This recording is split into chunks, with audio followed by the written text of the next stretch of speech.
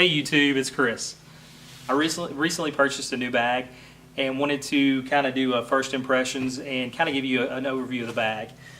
What I have here is the Patagonia Black Hole Wheel Duffel and 40 liter. And this is actually the bandana blue color. So many black bags, it's good to see something a little bit different. So you'll see the blue color. It has the black Patagonia down the side of the bag. So to look at the exterior of the bag, you'll see that the material, at least the front and down the sides, is very, very similar, if not the same, to the Black Hole duffel bag. The material on the back of the bag, you'll see, is a little more stiff, tough, whatever you want to call it. And you'll see there's two rails here to protect the back in case the bag is slid or laying on its back, which is always a good thing. And to look at some features of the exterior of the bag, you'll see there's a grab handle on the top. There's a grab handle on the side, some daisy chain, 4 different spots on the bag on both sides. Handle on the bottom that also doubles as a stand when it's setting upright. And then we have the handle here. And just put this on the floor. One thing I did notice on the bag is that it really only has one locking position, and that's going to be the top position here. And again, I'm about 5'9", so just to show you what this looks like on my hip. Comes up pretty high. So we'll go down, but it doesn't necessarily lock in that position. So, something to think about if, you are shorter and like an adjustable handle. Really has the one main locking in the most upright position here. So what we'll do next, just look here. There is one exterior pocket here. So it has a good width, but the pocket is not very deep, as you'll see here.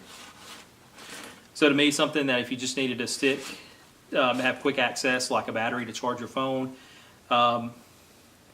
If you had a cord in here, something small that you just needed quick access to, I could see sticking that in the side of the bag here. If we unzip the bag here, the zippers seem to be very heavy duty. One thing though I did notice is that these are not lockable zippers. For me personally, I like having lockable zippers just to have the option to lock in case I feel like it's necessary. So as soon as we open the bag on the flap here, like some of the other Patagonia bags, you'll see that there's going to be 2 zipped mesh pockets here. Again, I think this is good. If you have some documents, if you have, again, a battery, cords, anything that you want to quickly grab out, you could put in these 2 mesh compartments here. And just looking on the interior of the bag, you'll see that there's 4 compression straps. So basically 2 on each side. And one kind of interesting thing is they do have, and I doubt you can see this on the video, but there's actually 2 different points here that you can run this through. So basically there's a midpoint and almost like a high point. So depending on where you would like to run that over, you can. So it looks like the way it comes, it's on that top position. But to change that, you just run it back through and adjust it as you would like. So what we'll do is just take a look at what we can pack in the bag. And what I'll use is some similar type items as I've done in some of the other bag reviews, just to kind of keep a level playing field, and in case anybody would like to compare what this bag holds to something else that we've looked at.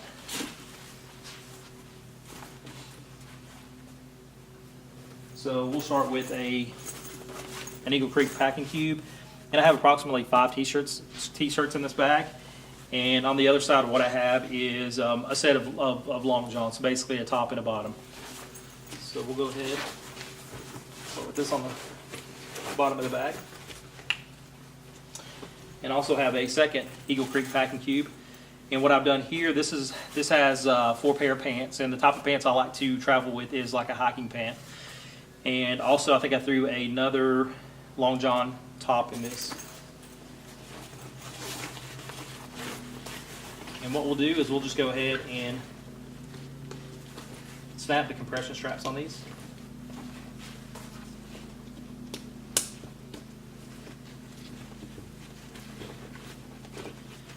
And just my impressions when you do pack these side by side, actually fit very well. Not a problem at all. just a little different than the Travel Pro Max Lot 4 that I did a review on before. It is a smaller bag, so when I put these side by side, that was a little bit of a tight fit, but these seem to fit perfect in here together. Some other items I have here. I like to take a packable backpack with me, so we'll throw this in the bag. I like to take a bag that has cords, chargers, headphones, things like that. So we'll throw this in the bag also. Usually a small toiletry bag. I'm a big fan of batteries.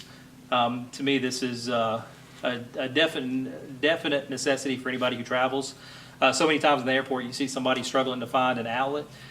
So with one of these, you always have something handy. So I like having at least one, if not two of these. I like having one that I can quickly grab if I need to. So I'll stick this on the side of the bag. And I also like to carry a larger size. So again, I'll just throw this on the top of the bag here. And then I just have a mesh bag for dirty clothes or just whatever might come up. And then the last thing I'll throw in here is just a puffy jacket, and this is the Patagonia Nano Puff. One of my favorite jackets. I've had this for a while now, so we'll just stuff this in here on the bag.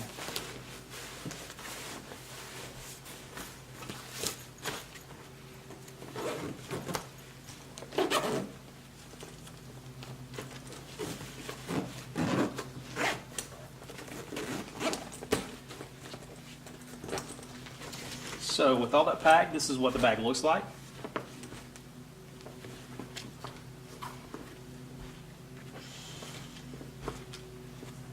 And so just some observations I made of the bag. Again, I've not had this bag very long at all. I've actually ordered the North Face Rolling Thunder 22. I wanted to compare the two and see which one I like best and see if I actually want to keep one. So this is the first one I had purchased. And overall build quality I think is excellent. I think Patagonia has a very good product. A few things about the bag that kind of threw me off, or I guess you could call it a con.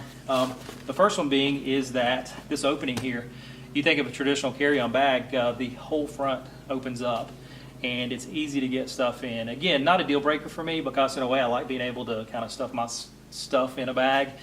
Sometimes it's easier to get some things in there. This bag is not expandable either. I guess because the material it's made out of, it kind of expands on its own. So there's no dedicated zipper to where you can actually expand the bag.